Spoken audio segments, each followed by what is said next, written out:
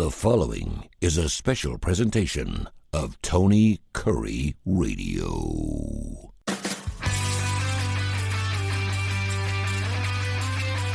He's the CEO of the Heart of Alabama Food Bank, Michael Coleman. I am Tony Kurre. Another show we do here.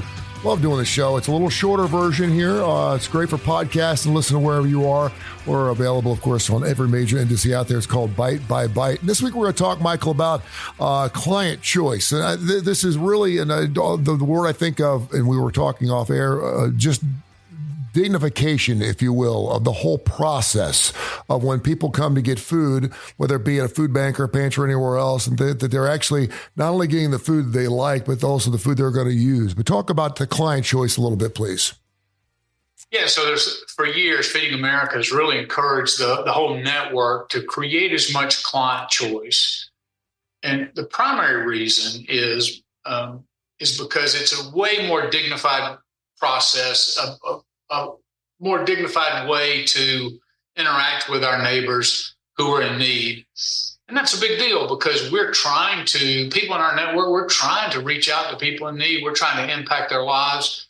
And so how you set up your pantry, and for those who don't know, and maybe just be joining us for the first time, a food bank sources and then distributes food, as much food as they can from grocery stores and through the USDA and purchase food and source it all. And then community agencies like church pantries or other nonprofits who become an agency can come get that food, and then they actually distribute it into their community. So we have a large network of 12 counties that come directly here, but we have people that come here every week and pick up and take food back to their community. So we try to give them as much choice and variety as we possibly can for them to take back to their community.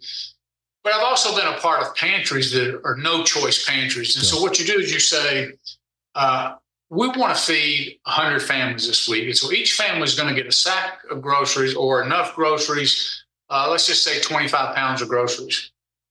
And so you pre-pack them, and that's an efficient way to do it. There you have 100 bags pre-packed. You weigh them. They're 24 to 25 pounds. And so you can quickly move 100 people through to get their bag of groceries and take on. Well, there's a couple of issues with it that you may not have ever thought of. And I certainly didn't when I got into food banking many, many years ago, when I was a host agency.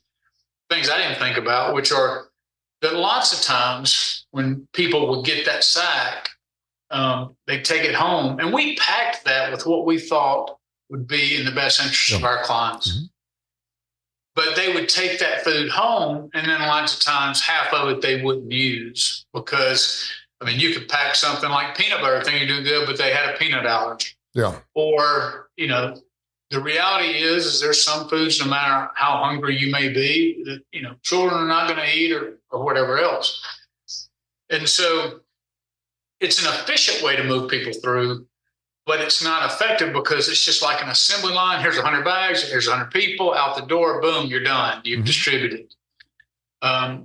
So some people have gone to what they call a modified choice. So they may pre-pack some things, and then as you come in, you might be given the option of, okay, we have 2 meats today. Would you like chicken or would you like hamburger? And so there's a partial choice, and then there's different varieties of that. But what Feeding America is really after, and I really like pantries that are able to do this, is a full choice pantry. So envision, if you will, it's just like a grocery store where people come in, and how you typically do that is as they're going, you're going to try to coach them on making good choices. So you'll kind of label, okay, this area is green, this area is yellow, this area is red.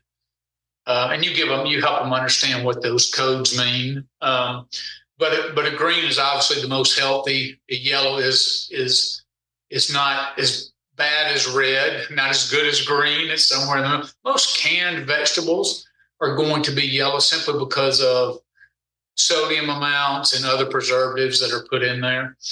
But you say, for instance, if you have, for every member of your family, you can get 3 cans of vegetables, and that be a little sign over a shelf. And so you're pushing a shopping cart like you're in a grocery store, And then, okay, so then remember there's 7 different kinds of canned vegetables in there. You get to pull the 3. Let's say you only like 2. Your family only likes 2. Well, you could pull 3 cans of that per member of your family. Mm-hmm. And so when you leave there, you've eliminated so much waste that other families both need and would want and can use. But you've kind of restored the dignity, if you will, or at least extended the dignity that we have when we go through the grocery store and we pull items off the shelf that we like. So we're trying to create an environment for the person, because otherwise, and we did mention this off air, there's people out there that go, well, why go to all that trouble? If they're hungry, they'll eat it. Yeah. Well, here's the other thing. If you create an environment that treats people like that, like that's our attitude, well, you're lucky to get anything because you're poor, you can't afford it. The truth of the matter is people won't come. And you're like, well, that's on them if they don't want to come. I mean, that's thankfully, that is very few people that we come across. The vast majority of people go, no, we care about our neighbors. We want to be as efficient and effective as possible. So how do we do that? It's already tough enough in America where we are, we live by the merits, and so it's tough enough to stand in a food line and humble yourself to say, hey, I need some help. I just can't make ends meet. We don't want to put up an additional barrier and treat somebody as if they're less worthy because they're struggling. We want to invite them in. You are welcome. Hey, grab a buggy or a handle, a buggy that you can hold on your arm, and you go through, you get what you want, and you come back and we just record that. And so they leave like they're blessed through that, which is what we want, but they're actually taking home food for themselves and their family they'll use. This is Bite by Bite. This has been a special presentation of Tony Curry Radio.